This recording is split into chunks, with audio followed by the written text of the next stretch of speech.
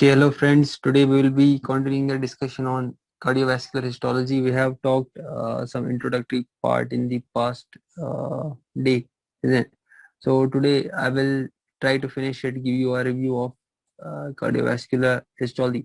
Actually, I wanted to take this topic with cardiovascular system, but since we are completing histology, so I thought let us give you some review of cardiovascular. Okay, just a review and some important, histologically important points I will be discussing here.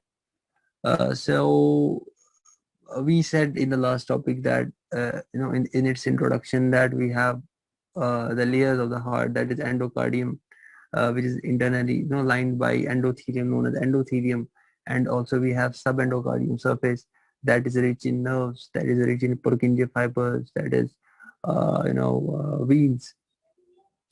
And we said myocardium is having cardiac muscle cells. It secretes what? It has specialized muscle cells. It can secrete ANP, that's atrial natriuretic peptide, atriopeptin, cardiotalentin, cardionatrin. These all are, required to maintain the body electrolyte balance of the body. Then we said we have epicardium, which is the outermost part of the heart, and it's divided into visceral layer of the pericardium, and fibrous is already there.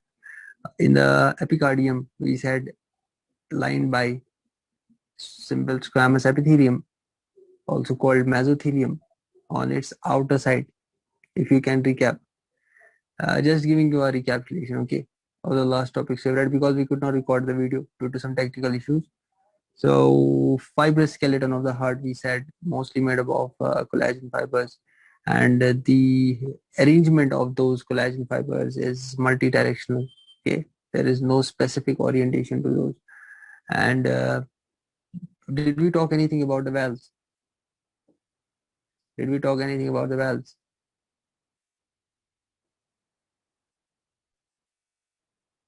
Okay, so see, I have to teach you this in detail in the physiology. Basically, these are the four chambers of the heart. So here we have what valve? Here we have a this all system, this all region is, if I want to combinedly say the both valves, I will say AV valves. What? If I want to say tricuspid and bicuspid, or I don't say bicuspid, I say mitral. So these two together you can call atrioventricular valves, because these valves are giving a partition. They are acting as a partition, or they are separating the two atria from the two ventricles. That's why we call it atrioventricular valve. Atrioventricular valve. If you are talking about this, you can also say right atrioventricular valve. Here you can say left atrioventricular valve. Okay. So what is the difference, by the way? See, if you want to put something, for example, you have a valve at your home. I want to put this valve. So if I want to put this valve, I should have a strong, firm attachment. The borders to which it is attaching, it should be firm. It should be firm. Okay, it should be firm so that valves can nicely work. Once the blood is going down, this valve has to open, and this valve should be competent. This valve should be competent. Okay, it should not be the opening of the valve. It should not be small. It should not be small. Okay, it should be sufficient for the passage of the blood. And once you have to close this, it should get closed.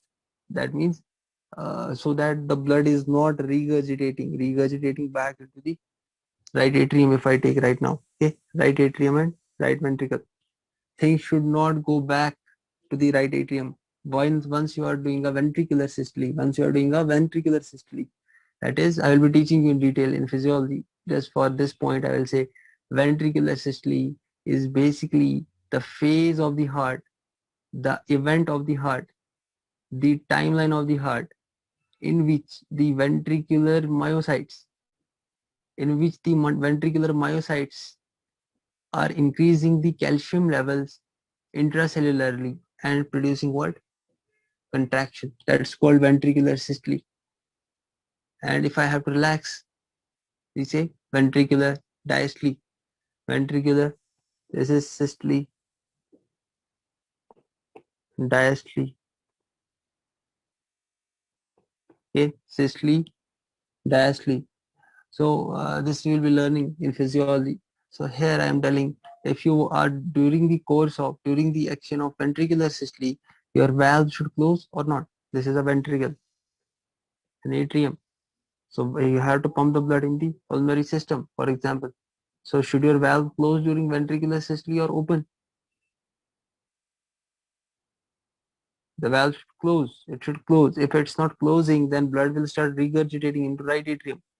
Blood starts regurgitating into right atrium. That is the process I will be telling you later. A name. So that is what a valve should function as. It should not allow the backflow of blood. It should not. I'm using the word not. It should not allow the backflow of blood. It should create a system. I can make it more detailed to make it more clear. It should take the blood in a unidirectional system. The course of the blood should be such that the blood is moving in a unidirectional system.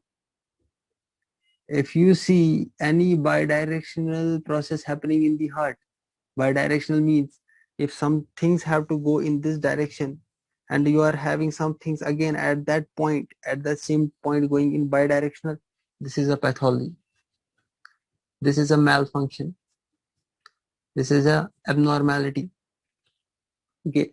So what is the function now? These AV valves, talking about their histology, they have more of a fibrous connective tissue. Okay, like you have your aponeurosis, isn't it? You have your aponeurosis while you are thinning a thin connective tissue. Same thing has a aponeurosis, fibrous connective tissue. So should the valves be lined by endocardium or not? Endothelium, sorry. Should the valves, because I told you if I have to design the interior of my house, what I do? This is the interior of my house. When I have to put a wallpaper, if I have to put a wallpaper, what I do? See, I am putting a wallpaper inside the chamber. See, wallpaper, wallpaper, wallpaper, continuous wallpaper like this. So that means above is valve. Above is valve. That means this should be the wallpaper here also. That's why we call valve has what? Valve is lined by endothelium. Valve is lined by endothelium. Most important concept I can say. This point which I am saying, endothelium is lining the valves, or valves are lined by endothelium from inside, not inside, both sides. Because I told you, isn't it? How we will understand, guys? So endothelium is lining the whole internal structures of the heart. You don't know the significance of this. You will come to know the significance in the second year. Okay. So it's lined by endothelium. It's lined by endothelium. Now, what we see is once I take a cross section of the heart, I will be seeing like this.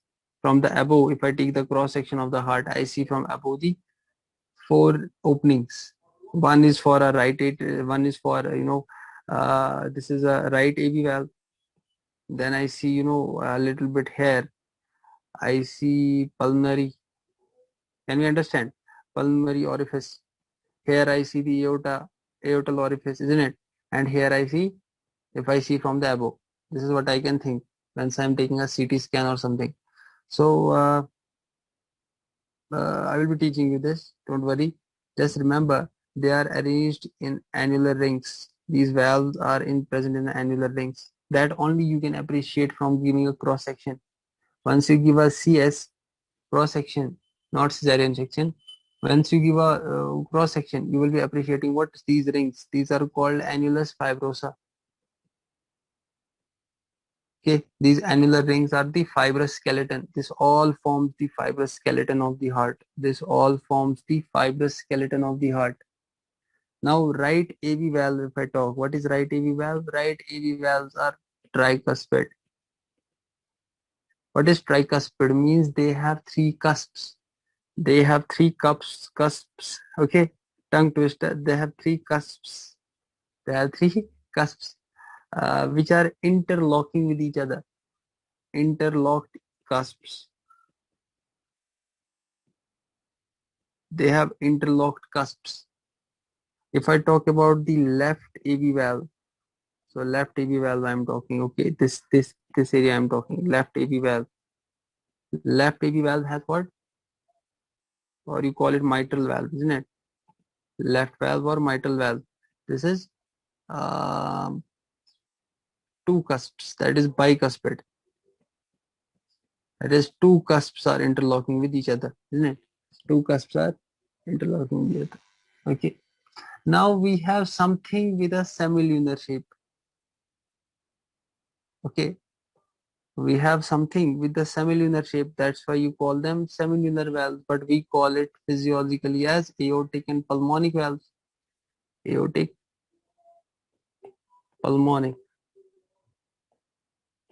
Aortic valves, pulmonic valves. Aortic valve, right-sided valve. Pulmonic, sorry, pulmonic valve, I'm sorry. Pulmonic valve, right-sided valve. Pulmonic valve, right-sided valve. Aortic valve, left-sided valve. How you would understand, guys? So, semilunar valves are basically composed of tricusps. They are also tricuspid. Semilunar valves, that is pulmonary and aortic, they are tricuspid. Remember, they are tricuspid. Okay, I will understand. You know what was the significance of this endothelium? Because we have a disease. We have a disease regarding the heart valves, that is rheumatic heart disease. Can anyone tell me the organism? Rheumatic heart disease. I have taught you in microbiology in detail. Rheumatic heart disease. Hmm. Some are writing, something which is out of context. Rheumatic heart disease. Oh my God. Rheumatic heart disease caused by beta hemolytic Streptococcus pyogenes. My God. Okay. Beta hemolytic Streptococcus. So what happens in rheumatic heart disease is a patient got a streptococcal fever, and then this infection, I told you that it has M protein, isn't it? M protein, M antigen cross reactivity, and it destroys the heart valves. That's why I'm telling you, not directly jump to higher things. Study basics. Destroys the heart valves. Okay. So what will happen to these heart valves? The heart valves will not be able to close properly or will not be able to open properly, because normally your heart valve should be elastic. Your heart valve should be elastic. Elastic, what is the definition of elasticity? Means the force of retraction, it should recoil back to its original position. That is what is elasticity. If you take the physical meaning of it, elasticity means, it is, whatever force you are producing, it is reaching its own position. That's now a physical definition. Here I am telling that, it should be elastic such that it can move the blood and come back to its place. It should be elastic so that the things can move and it can, recoil back. Okay. So what will happen? What will happen in case of rheumatic heart disease? Two things will happen. Two things can happen. What, sir? Two things. Either there will be incompetence in the RST, or there will be stenosis.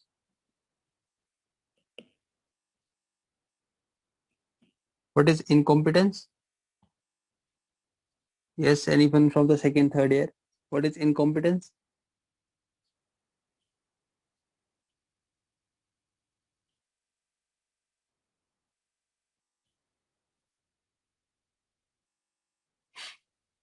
Contribute.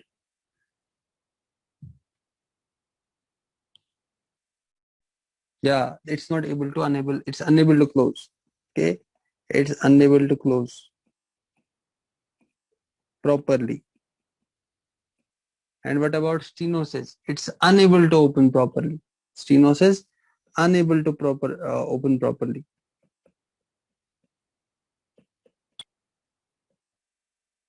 Yeah, you can use the word narrowing also. Okay, but here I am talking about functional aspect. It's unable to open properly. Here it's unable to close properly. Okay, that's the same meaning. Don't worry, narrowing is okay. Now, which valve will be affected? Mitral valve. Remember, mitral valve is affected more commonly in rheumatic heart disease. Mitral means which valve? Left side valve, left AV valve. Okay, I will understand.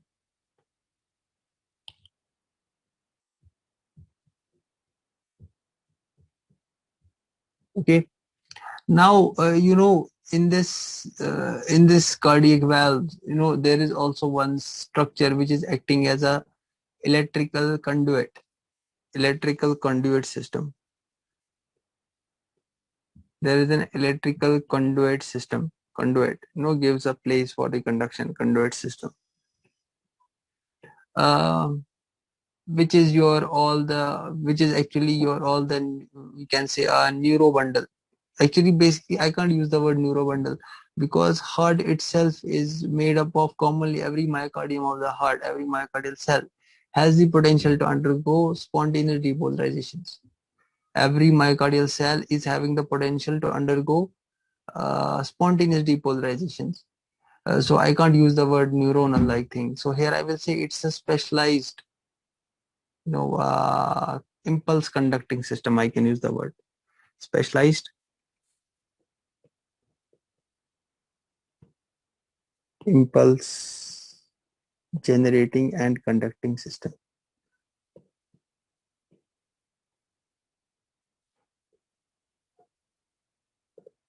Impulse generating and conducting system.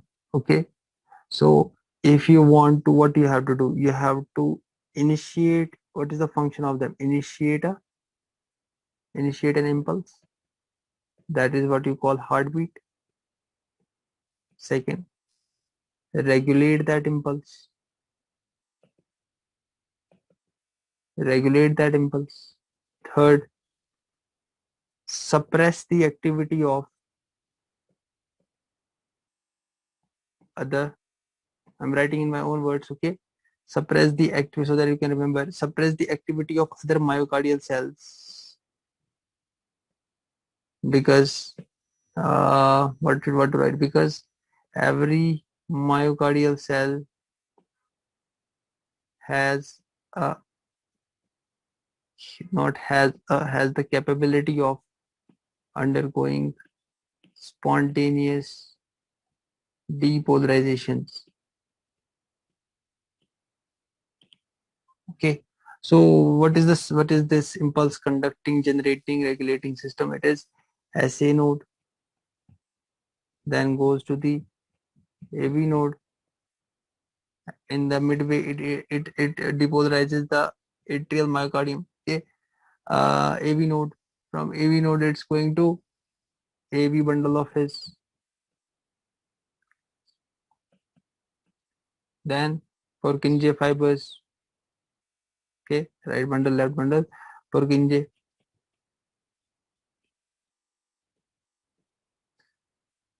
So we have to read in detail about them in physiology. So here I want to give you. So basically, you know, there is one concept which I want you to know. It's not that SA node is, SA node is actually a pacemaker. That's okay. That's 100% fine. But to go more technically into the background, I will say I understand my concept, according to cardiac physiology, what I have understood, because it's so tasty. I feel that SA node is it is a pacemaker, no doubt. But SA node, if SA node is failing, your AV node will take the charge of the heart. If you have any sort of a right coronary artery infarction, SA node is not getting the supply. What will happen? SA node will go into infarction. SA node will die. Then the heart will not stop. Actually, AV node will try to keep the heart functioning. We know at a lower rate, at 50 beats per minute, but it will generate spontaneous depolarization. So that means pacemaker depends. Pacemaker, it's not that SA node is strictly a pacemaker. Yeah, normally physiologically SA node should be pacemaker. So if you are using the word physiologically, pacemaker of the heart is SA node, that's 100% correct. But you should at the same time know that SA node, if it is failing, AV node can maintain the heart rate. And even if AV node is not able to maintain, then a ventricular ectopic beat will start. Means a ventricular myocardium will generate a spontaneous depolarization at least 30 beats per minute or 40 beats per minute. Okay, so that it can keep the heart functioning. So physiologically, SA node is the pacemaker. Okay, so where is the location? It's at the junction of right atrium and superior vena cava. So what is the location of SA node? I will be teaching you in anatomy. At the junction of right atrium and superior vena cava is the location of SA node. Let me put a star on this, a 2-star point. Okay, AV node. AV node also present in the right atrium. AV node is also present in the right atrium. Just go to the tricuspid valve. Near to the tricuspid valve, you will appreciate what? AV node. Tricuspid valve, you will appreciate the AV node. Okay, then it's going into the bundle of His. Okay, bundle of His is starting from, it's actually the continuous pathway from AV node, which is helping in the depolarization of what? Right ventricular septum, right? Sorry, interventricular septum, I can use the word interventricular septum, interventricular septum, and then goes to the Purkinje fibers, Okay, we have to talk a lot in detail. We have to talk about their junctions. We have to talk about fascia adherentes. Okay, we have to talk about desmosomes, how they are working. That's a part of cardiac physiology. Okay, how contraction is happening. So here I'm giving you just histological review, what is present inside and what else, little bit. So going to the arteries, okay, important thing. So you have arteries are of different types. Okay, so what is the function of arteries? We know arteries are carrying what from the heart or away from the heart. Okay, so there are 3 layers. Arterial wall has 3 layers. 3 layers. Let me make like this. We have tunica intima, tunica media, tunica adventitia. Tunica intima is the innermost layer. Tunica media middle layer. Adventitia outer layer. Write like the way I have written. Don't make big note. Don't make something from the book. Start writing another book. Don't publish your book. Okay. Note should be concise. Tunica intima inner, tunica media middle, tunica adventitia. So that means if I have this artery and if I cut a section of this, I cut a section here. See, I cut a section here. Now turn this, now put it at this section, small section under the microscope. What I will be seeing, if I draw like this for you, I have to draw a big diagram for you, just giving you the review of first thing. Which of the following will be intima? 1, 2, 3.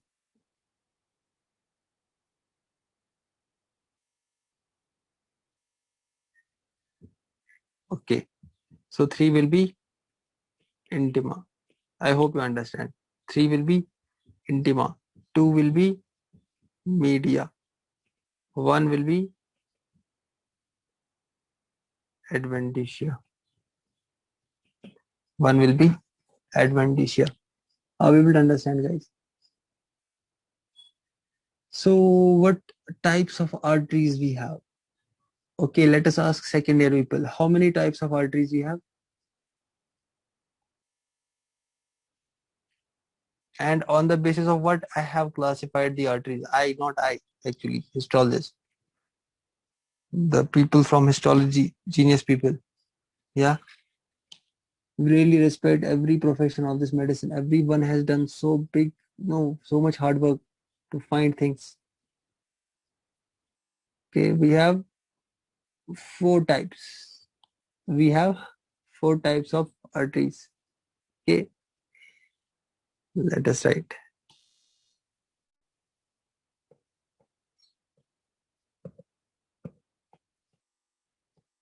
Arteries types. And what we have based them on the basis of what? On the basis of tunica components. The tunica which is forming them, tunica components, we are classifying them. Okay, now see, they can be elastic arteries. One type is elastic arteries. Another type is muscular arteries. Another type is arterioles. Fourth type is meta-arterioles. Okay, friends, are we able to understand?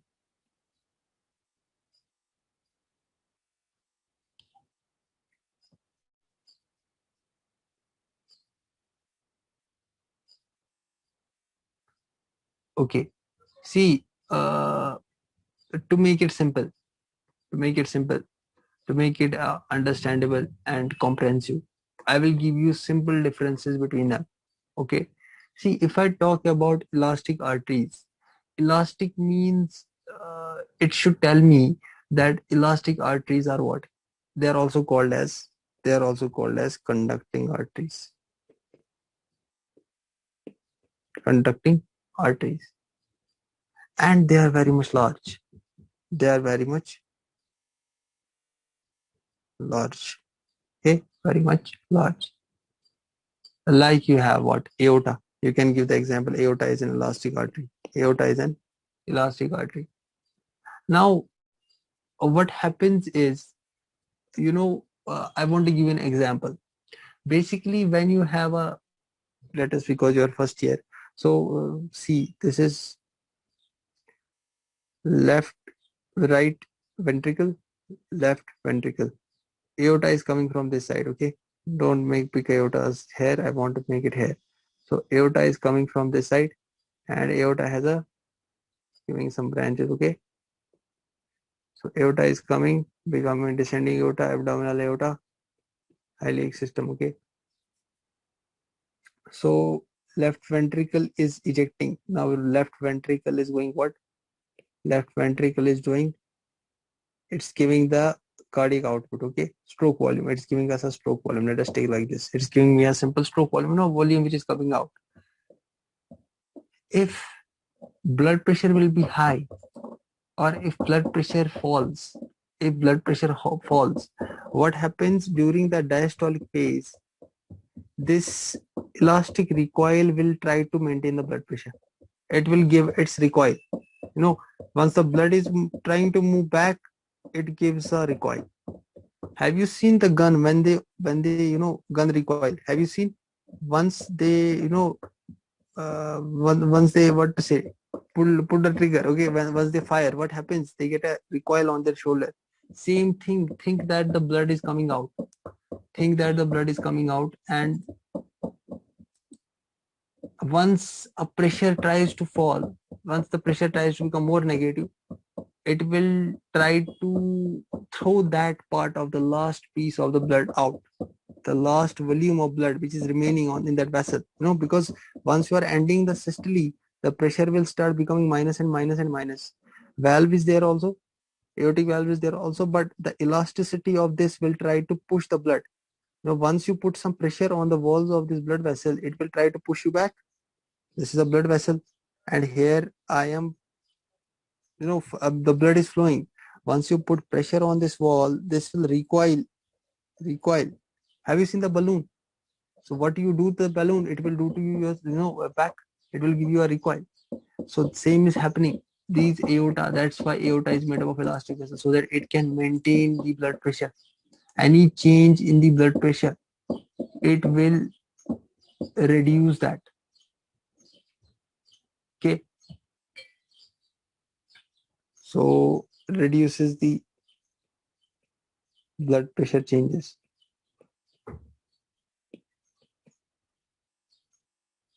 Now let us give you a concept. This is a nerve. This is an artery. Please listen to my words. This is a heart muscle.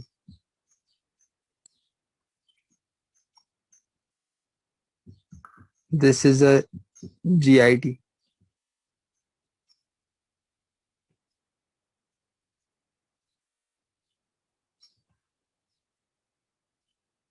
Wow. I am about to draw the sigmoid colon on the right side. That's a new research, isn't it?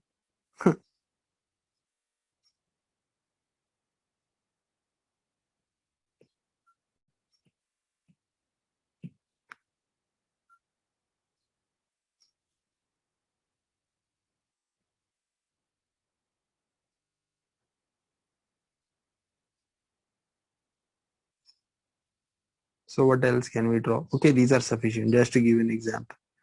And now this is a nerve. Okay, this is a nerve.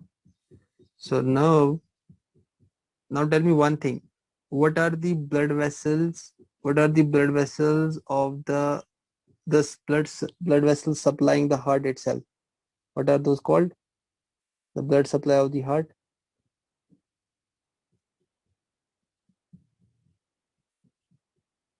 Mm-hmm. Yes, friends. Coronary blood vessels, very nice. The coronary blood vessels. Okay, nice. The blood vessels supplying to the GIT part can use mesenteric blood vessels, isn't it? Mesenteric. Or I can say, uh, superior mesenteric artery, inferior mesenteric artery, epigastric artery. I can say those words, isn't it? I'm just giving you something, making your concept. Okay. Brain is supplied by which arteries? What do we call those arteries? A general name. I'm not telling anterior cerebellar arteries. Carotid system.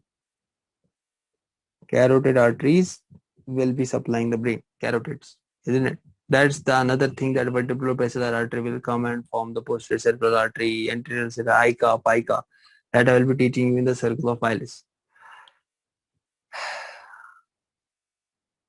Now, don't you think that nerve also requires its blood supply?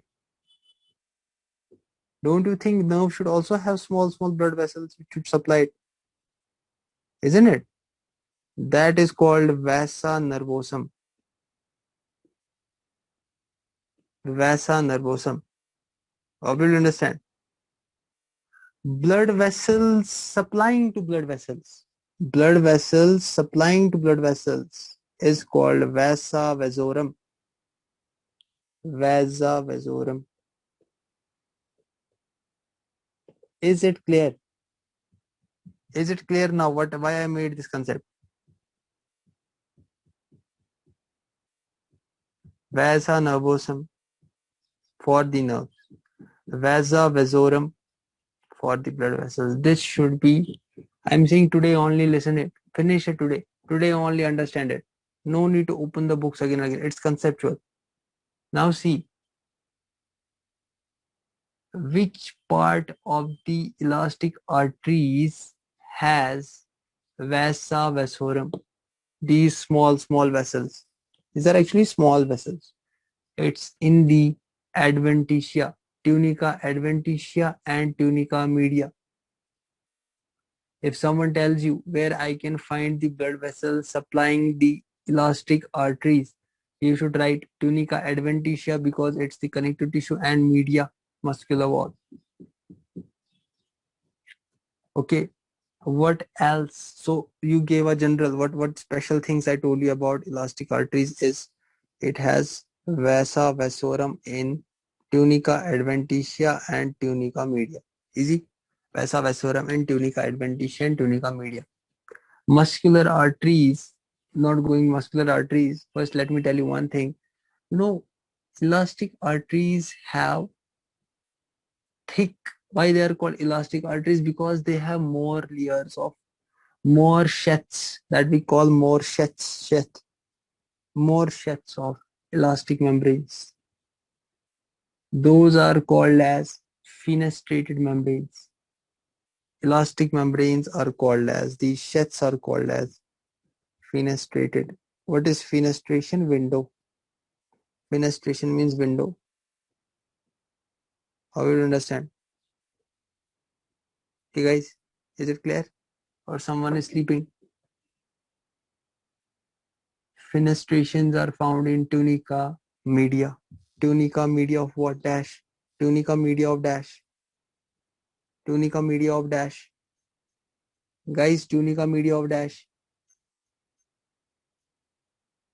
Elastic artery is very nice. Is it clear?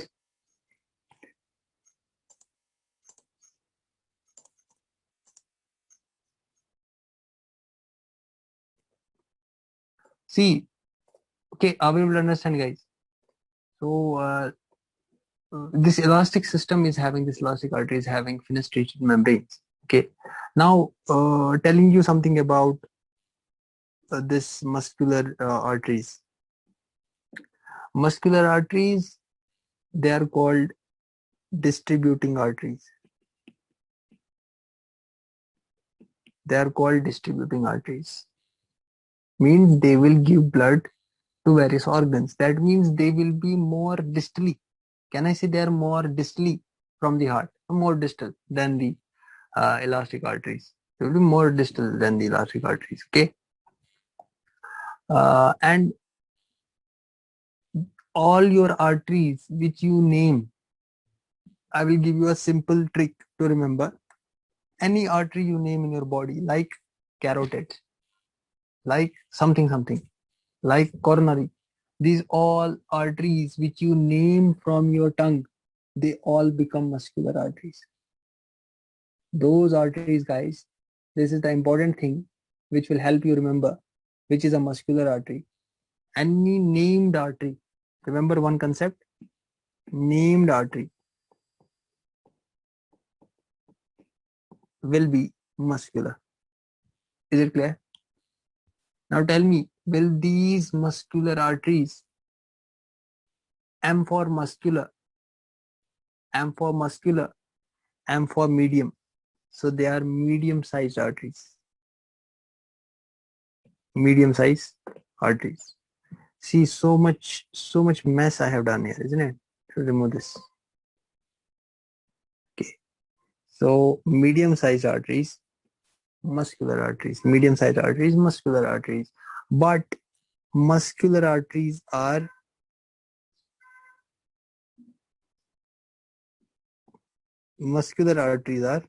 smaller than elastic arteries.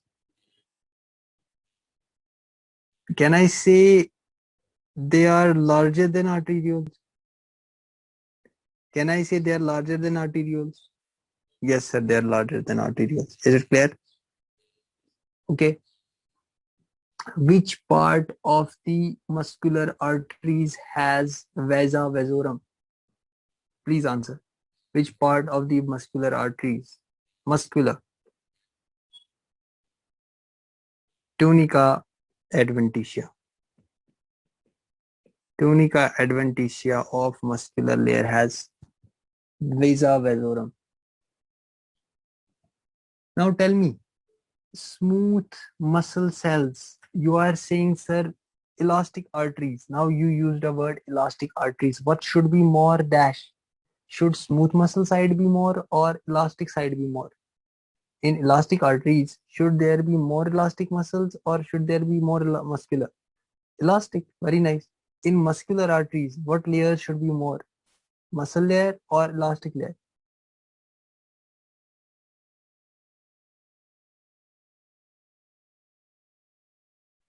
Beautiful answer. They have more of smooth muscle cells. They have more of smooth muscle cells. Okay.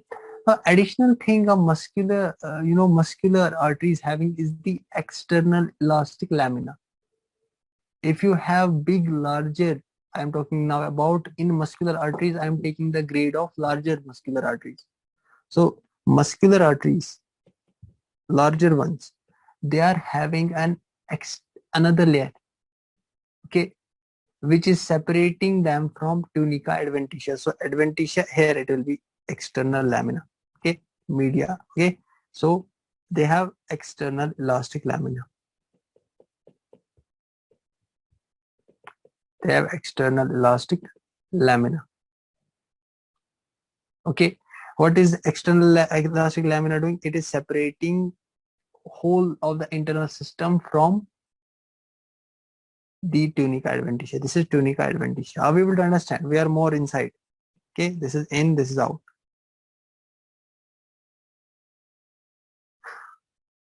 Okay.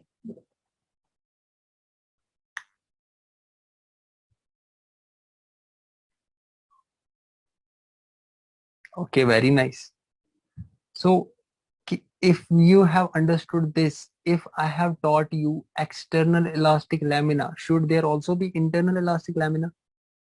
Should there also be internal elastic lamina? Yes, there should be internal elastic lamina. Where is it? It is subendothelial. Internal elastic lamina is subendothelial. Okay. So tunica, so this is the, let me make you, what was the inner lining, intimal lining made up of? Dash. Intimal lining was made up of dash. Intimal lining is made up of dash. Endothelium. See, endothelium I will make. Endothelium should be a squamous layer, isn't it? So it should be a squamous layer. Endothelium. Below this endothelium, that is, this was the in, this is the lumen. This is the lumen where the blood is flowing, isn't it? This is the blood flow was happening. This going towards the wall. Here I am appreciating what? Here I am appreciating.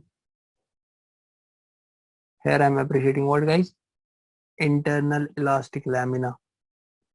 Internal elastic lamina or lamina, whatever you call. So this internal elastic lamina is more prominent in muscular arteries. Okay. So what four things you remember about muscular arteries? Keep writing. What four things you remember about muscular arteries? What four things?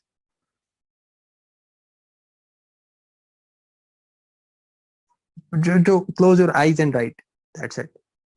Close your eyes, whatever you remember. Beautiful answer. They are distributing arteries.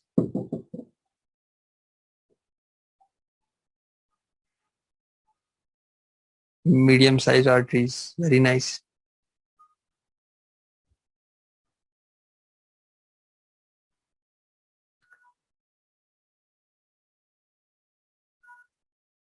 Larger than arterioles. Okay, very nice. Adventitia has vasa vasorum. Okay. More smooth muscle cell is the point. More smooth muscle cell layer is the point. External elastic lamina, more, very nice, very nice. Internal elastic lamina, adventitia has vasa vasorum, it has more smooth. That's right. Everyone is right. Very good. Very nice. Beautiful. Okay. So what else we can say about them? You know, there is a disease. That's what you call the atherosclerosis. Let me tell you that. Atherosclerosis. What happens in atherosclerosis? It's a big disease I will be teaching in pathology. Atherosclerosis. This atherosclerosis is basically, what is it? It is a disease in which we have atheromas. What is atheroma? Yellowish plaque.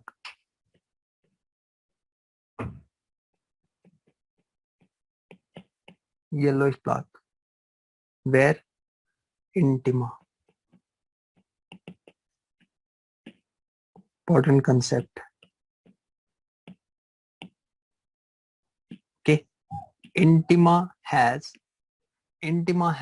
deposits, yellowish plaques. Which arteries? Large and medium-sized arteries. Large and medium-sized arteries. Now tell me one thing. This is a blood vessel and this is the endothelial thickening. So I taught you it's endothelium. So this has yellowish plaques. Okay, here I got a plaque. The plaque is so big that it's blocking the blood flow. So that means this tissue will be getting less blood supply, isn't it?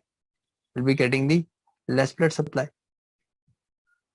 Now, if you keep on depositing atheromas, if you keep on depositing these plaques, what will happen is patient, if it's blocking, it can result in a incomplete blockage, or it can have a ischemia. It can give you either less blood supply, or either it can, if it breaks, it can block, full block, complete block.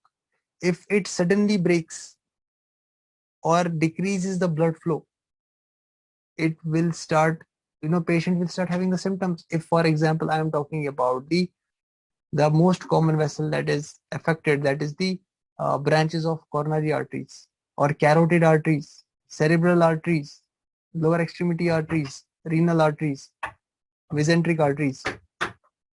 Okay. So if it is transiently blocking, or if it is completely blocking, what will happen that it will decrease the blood supply, will cause ischemia. So most commonly you have coronary arteries affected, and then you can think about carotids, isn't it? So coronary arteries, then carotids, cerebral artery.